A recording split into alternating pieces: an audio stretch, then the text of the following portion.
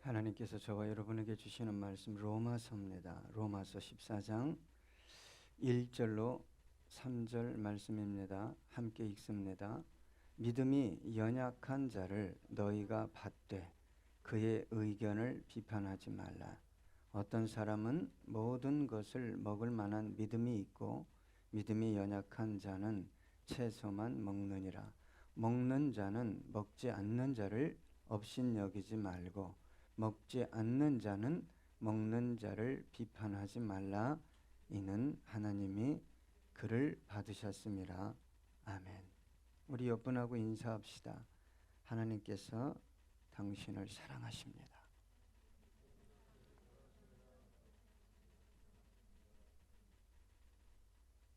여러분, 살다 보면 이게 주위 사람들을 만나다 보면 좀 특별히 이 비판적인 사람들이 있어요.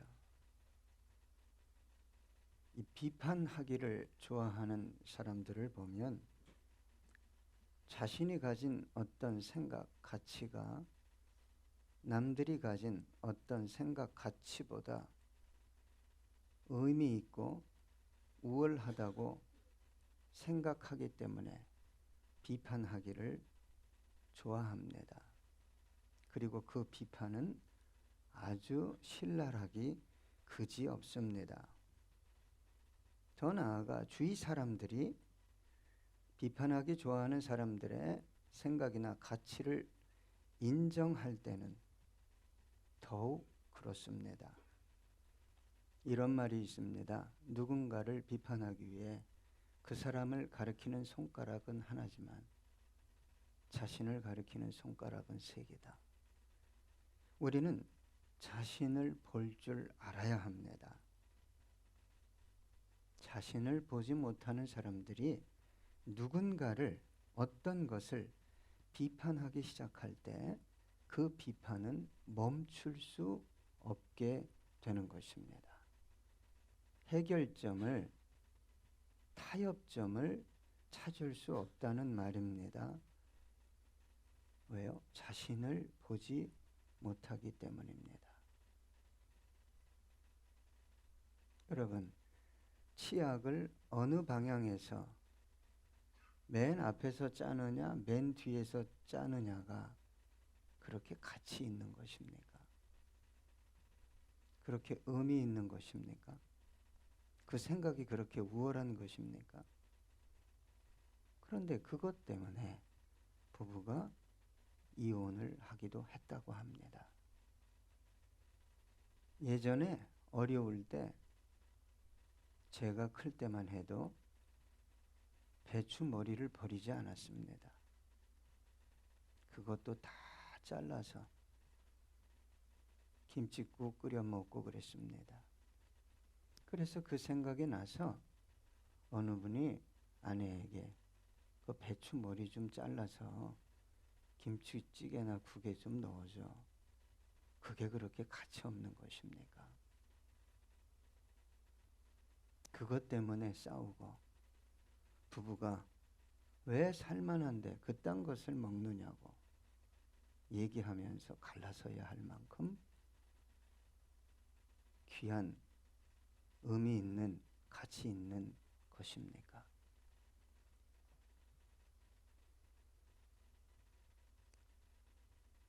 비판이 세력을 더해서 집단화될 때는 그 힘은 가공할 만한 힘을 지니게 됩니다. 여러분, 건전한 비판, 가정을 세우고 교회를 세우기 위한 비판은 필요한 것입니다. 들을 줄 알아야 합니다. 때로는 아프고 상처를 받고 힘들어도 들어야 합니다. 왜냐하면 아름다운 결과를 만들어내기 때문에 그렇습니다. 신앙생활에 있어 가장 하지 말아야 할 것 중에 하나가 무엇이죠? 비판입니다. 여러분, 강대상 대부분 커튼이나 카페트는 자주색이나 빨간색으로 했어요. 왜 그 색으로 했습니까? 예수님의 보혈을 의미한다는 거예요. 의미하는 거지. 그게 진짜 예수님의 보혈입니까? 그럼 보혈을 밟고 다닙니까? 어느 날 카페트를 파란색으로 바꾸자고 했더니 싸움이 벌어지기 시작하는 것입니다. 왜요? 비판하니까. 비판해서 동조하면 목사 편, 장로 편, 권사 편, 집사 편, 여러분 그런 편 되지 마세요. 나랑 생각이 비슷하고 가치가 비슷한 사람 모으려고 밥 사주지 마세요. 아멘입니까? 그거 위험합니다. 그거 하지 마세요. 저와 여러분은 누구 편이어야 됩니까? 예수 편이에요. 그러려고 밥 사주고 그러려고 도와주세요. 가진 거 다 주셔도 돼요. 자기 편 만들려고. 자기 생각을 교회 안에서 경고케 하려고. 그렇게 하지 마세요. 그래서 교회가 어떻게 됩니까? 그래서 교회가 분리되는 거예요. 여러분, 이 비판이라는 것은, 교회 안에서 비판이라는 것은 자기가 좀 부족하고 내가 좀 잘못하는 게 많지, 정말 영혼 중심에서 자각한 영혼들은 비판이 안 나옵니다. 근데 어떤 사람들이 비판하겠어요? 내 신앙이, 내가 뭔가 하는 것들이 누구보다 참 괜찮고 우월하다고 생각하는 사람들의 입술에서 비판이 나오는 거예요. 여러분, 참 저분이 신앙이 좋고 저분이 참 열심히 하는 것 같은데 비판을 많이 하는 분들이 있어요. 여러분, 이 신앙이 좋다라는 것과 비판은요, 별개의 문제입니다. 이 비판의 시작점이 뭐냐면 신앙이 좋아야 가능한 거예요. 괜찮아야 가능한 겁니다. 남들보다 뭔가 열심히 하고 헌신적이지 않은 분이 와서 비판하면 그 정말 영양가가 없죠. 힘이 없는 거예요. 그래서 비판이라는 건요, 그냥 왔다 갔다 초신자가 하는 게 아니라 정말 자기가 열심히 했다라고 생각하기 때문에 자기도 모르게 나오는 게 비판입니다. 여러분, 이 시대에 비판할 줄 모르는 사람 없어요. 다 똑똑합니다. 다 압니다. 이 시대의 교회가 왜 그렇게 어려울까요? 다 말해야 된다는 거예요. 다 의견을 들어줘야 된다는 거예요.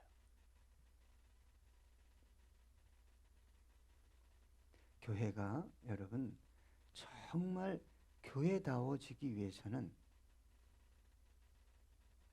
누구만 얘기해야 돼요? 목사인가요? 그건 약간 사이비성이 있어요. 우리 주님만 말하시게 하면 돼요. 목사도 주님이 원하는 거 말하고, 장로도, 권사도, 집사도, 이제 초신앙자도 주님이 원하는 것만 말하면 교회는 아름답게 세워져 갈 수 있습니다. 자신을 보지 못하기 때문에 자신의 생각이 참 괜찮고 의롭다. 그러니까 새를 결집하는 것입니다. 그 구약의 고라당이 그랬어요. 민수기 16장 1절부터 3절 보니까 레이의 증손 고핫의 손자 이스라엘의 아들 고라와 르벤 자손 엘리압의 아들 다단과 아비람과 벨렛의 아들 온이 당을 짓고 이분들이 신분이 괜찮은 레이지파예요. 누구를 대적할 만한 힘을 가진 거죠? 모세. 이스라엘 자손 총회에서 택함을 받은, 또 택함 받은이에요. 택함을 받은 자 곧 회중 가운데서 이름 있는 지휘관 250명과 함께 일어나서 모세를 거스리니라. 그들이 모여서 모세와 아론을 거슬러 그들에게 이르되 너희가 분수에 지나도다. 회중이 다 각각 거룩하고 여호와께서도 그들 중에 계시거늘 너희가 어찌하여 여호와의 총회 위에 스스로 높이느냐. 모세를 하나님이 세웠죠. 근데 어떻게든지 힘을 규합해서 그 권위에 도전해 보려고 합니다. 여러분, 수제자 베드로가 자기를 못 봤잖아요. 특별히 자기 안에 숨어있는 자아의 욕구, 욕망을 못 봤어요. 그러니까 예수님이 내가 너희와 온 인류를 구원하기 위해 이제 십자가의 길을 걸어가고 십자가에서 죽고 부활할 것이다. 그러니까 어떻게 했어요? 예수님을 힘으로 막으려고 했어요. 거친 손으로. 갈릴리 호수에서 수십 년간 고기잡이 하던 그 거친 손으로. 그리고 예수님을 뭐 했어요? 책망을 했어요. 영어로 rebuke, 꾸짖다. 그 단어는 귀신을 책망할 때 쓰는 단어였어요. 마태복음 16장 21절로 22절 보니까 이때로부터 예수 그리스도께서 자기가 예루살렘에 올라가 장로들과 대제사장들과 서기관들에게 많은 고난을 받고 죽임을 당하고 제3일에 살아나야 할 것을 제자들에게 비로소 나타내시니 베드로가 예수를 붙들고 항변하여 이르되, 이 항변이라는 단어가 책망하다, 꾸짖다, 교훈하다, 비난하다 이 뜻이 있어요. 주여 그리 마옵소서. 이 일이 결코 주께 미치지 아니하리이다. 이게 무슨 말입니까? 하나님의 뜻을 내 온몸으로 맡겠습니다 이겁니다.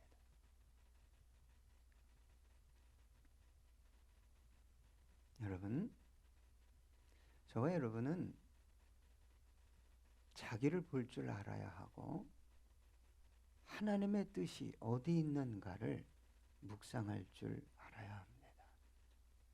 자, 오늘 본문 로마서 14장 1절을 함께 읽어보겠습니다. 믿음이 연약한 자를 너희가 받되 그의 의견을 비판하지 말라.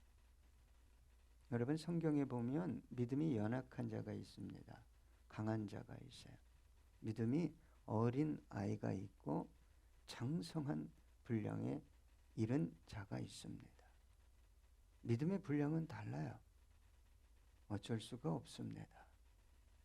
그런데 대체 여기서 연약한 자가 누구냐? 연약한 자는 율법 준수자, 곧 유대교에서 기독교로 개종한 사람들을 말합니다. 또 이방인이지만 율법을 쫓아 절기를 지키며 부정한 음식을 먹지 않았던 그리스도인 혹은 철저한 금욕주의자를 가리킵니다.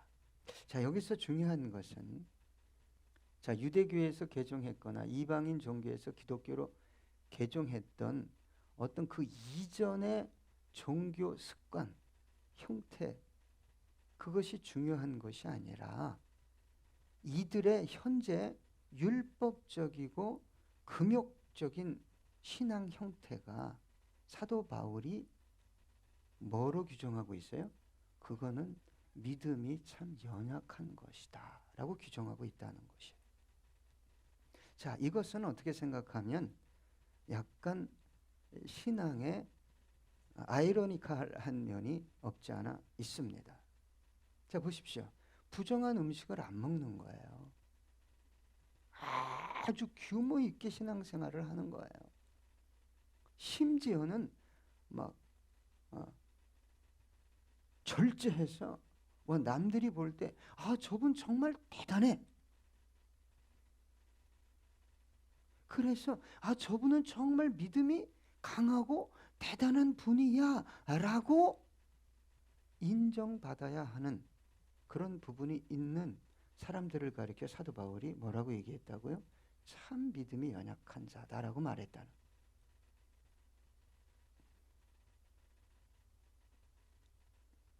이 율법적이고 금욕적인 신앙 태도로 쌓아가는 게 뭐냐면 자기 읍니다. 공로사상에. 이런 분들이 빠지는 게 뭐냐면 교만에 빠지는 거예요. 꺾이지가 않습니다. 더더군다나 기독교의 중심 사상이 뭡니까? 믿음으로 의롭게 되는 거예요. 이 중심 사상을 흔드는 경향이 있었어요. 그런데 주님은 오늘 그런 사람들까지도 너희가 뭐 해야 된다는 거예요? 받아야 된다는 거예요. 이론으로 지체로 받아들이라. 자, 받는다는 말은 리시브의 개념만 있는 게 아니에요. 받는다라는 단어는 용납하다, 인도하다라는 뜻이 있습니다. 여러분, 이 신앙생활하고 교제하다 보면 뭐도 안 하고 뭐도 끊고 뭐도 가지 않고 뭐도 보지 않고 대단한 분들이 있어요. 연약한 분들입니다. 죄를 지라는 말이 아니에요. 그거 자체가 신앙이 강한 게 아니에요. 여러분, 제가 술집에 들어갔다 나오면 믿음이 약한 겁니까? 술집에 가서 안주 먹고 나왔는데 왜 그래요?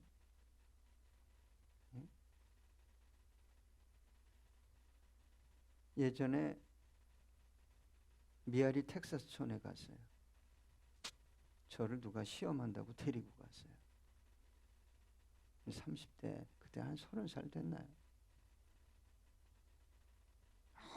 아무 생각이 없는 거예요. 불쌍하고. 그분들이 너무 불쌍한 거예요.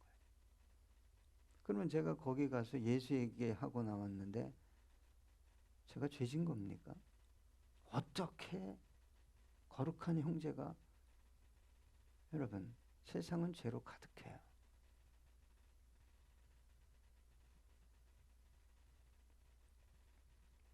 그렇게 생각하는 사람들을 교회가 연약하니까 뭐 하려는 거예요? 받아주라는 거예요. 용납하고 인도해 줘라. 더 나아가서 그들의 의견을 뭐 하지 말라는 거예요? 비판하지 말라. 사실 제가요, 대화하다 보면 이게 믿음이 있는 건지, 이게 자기 육에서 나온 건지, 성령이 시켜서 나오는 건지, 죄송합니다. 신앙이 수십 년 됐는데 아직도 몰라요. 어떻게 해야 돼요? 그래도 같이 가야죠. 비판할 수가 없는 거예요. 왜? 주님이 하지 말라니까. 주님이 하지 말라고 하니까 안 하는 거예요. 네? 하고 싶죠. 그런데 이 비판이라는 단어는 디아크리시스라는 단어인데 디아크리노라는 단어에서 왔어요. 그럼 이 디아크리노가 무슨 뜻이 있냐? 철저하게 분리하다. 비판하면 어떻게 돼요? 끝나는 거예요. 그 사람과 관계가 끝나고 목사와 심지어는 교회와의 관계가 끝나는 거예요. 그 위험성을 모르고 한단 말이에요.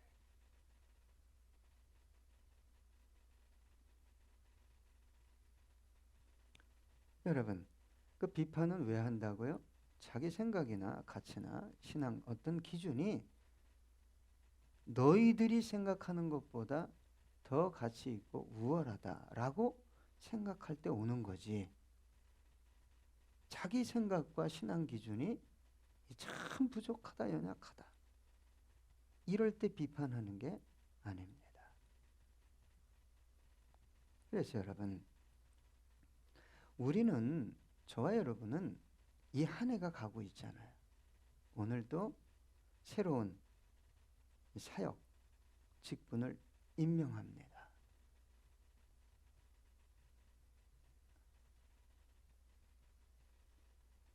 이 한 해를 보내면서 또 새해를 정리하고 맞이하는 입장에서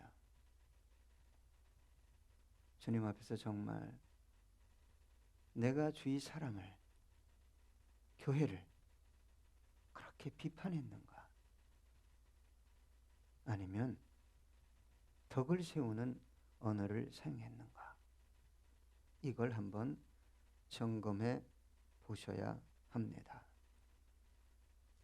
여러분, 비판을 좋아하고 신랄하게 하는 사람들은 자기에게 다 집중하는 사람들이에요.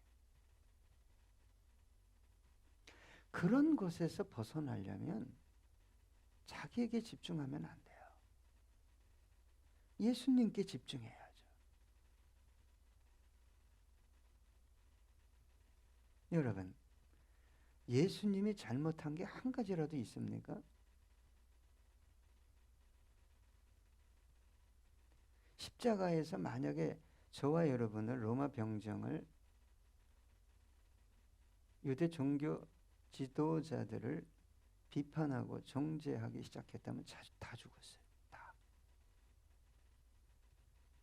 여러분, 살리려면 비판하면 안 됩니다.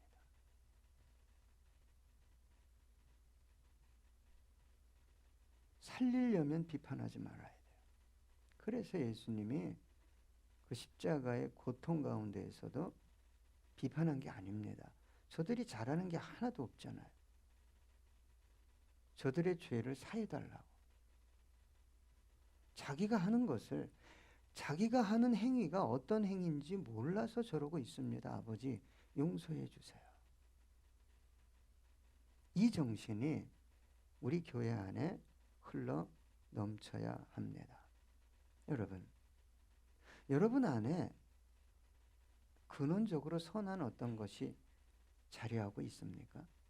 하나님이 은혜로 부어주시지 않고 자생적으로 선한 어떤 것이 나올 수 있습니까?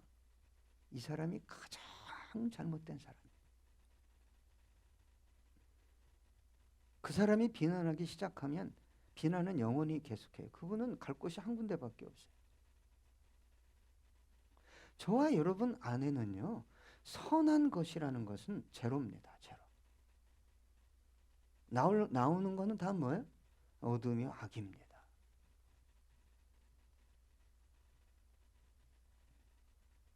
그래서 내 의나 내 안에 어떤 선한 것이 있다라는 그런 것에 집중하지 말고, 선한 분은 예수님이 나도 선하지 않다라고 말한 것이 아니라, 왜 나를 선하다고 하냐? 선한 분은 하나님 한 분밖에 없다.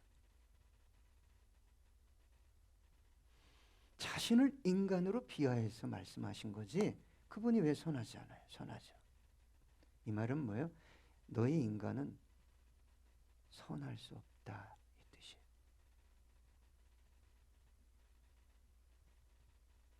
여러분, 저와 여러분을 판단하고 정죄할 유일한 분은 누구예요?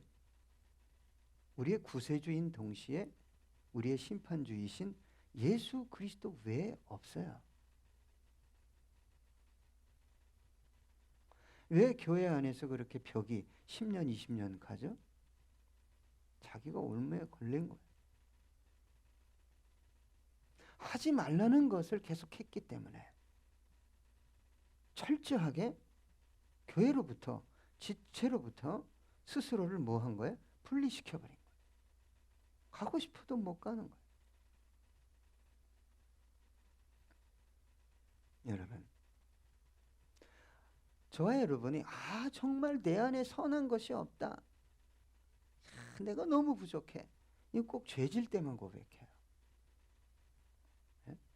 실수하고, 가정에 막 문제가 막 생기고, 사업이 막 와르르 무너지고, 믿었던 사람이 배신하고 도망가고, 그건 누구나 하는 거예요. 잘 나가고 있습니까?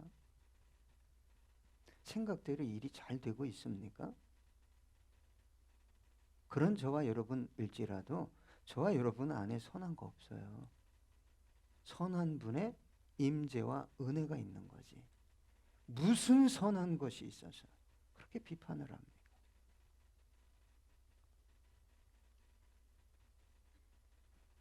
여러분, 그것을 깨달아 알아야 뭐가 멈추죠?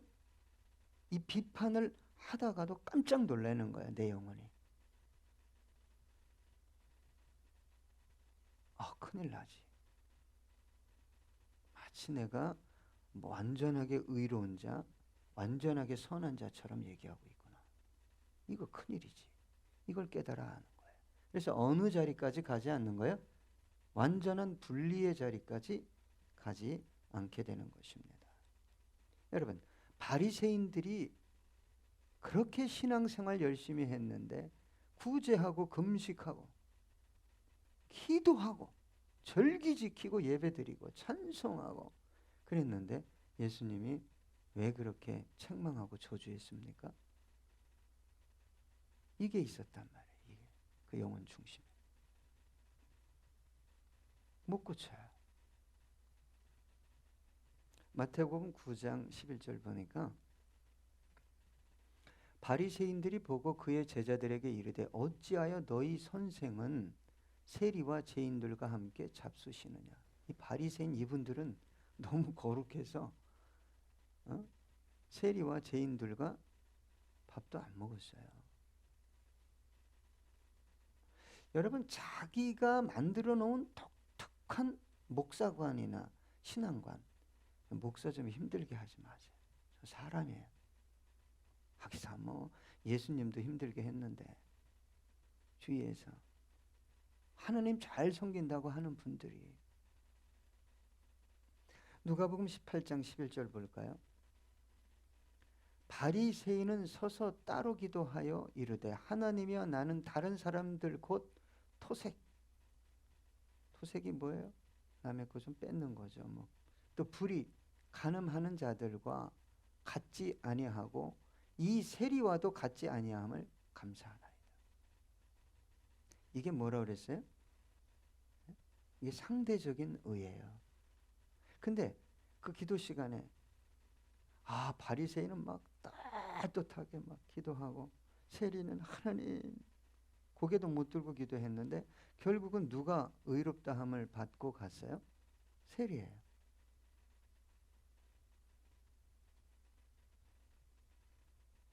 여러분, 신앙생활 할수록 자신을 보지 못하게 하는 게 뭐냐면 열심이에요.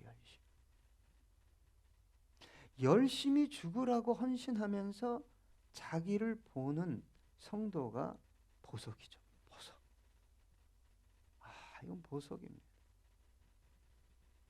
그리고 그 헌신과 열심과 봉사를 멈추지 않습니다.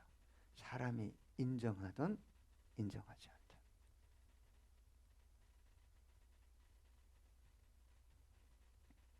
마태복음 7장 1절로 2절 비판을 받지 아니하려거든 비판하지 말라. 너희가 비판하는 그 비판으로 너희가 비판을 받을 것이요 너희가 헤아리는 그 헤아림으로 너희가 헤아림을 받을 것이니라. 무섭지 않아요? 여러분, 지금까지 누군가를 신랄하게 비판했을 거예요. 심지어는 교회 목사까지.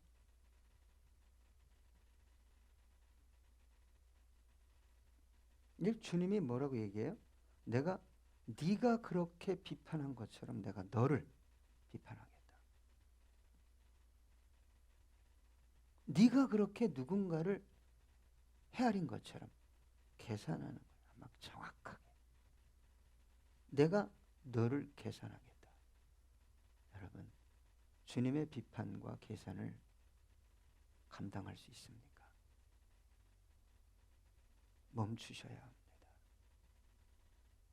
주님 오늘 저와 여러분에게 이렇게 말씀하십니다. 믿음이 연약한 자를 받고 그의 의견, 의도나 생각을 비판하지 말라. 우리 함께 기도하겠습니다.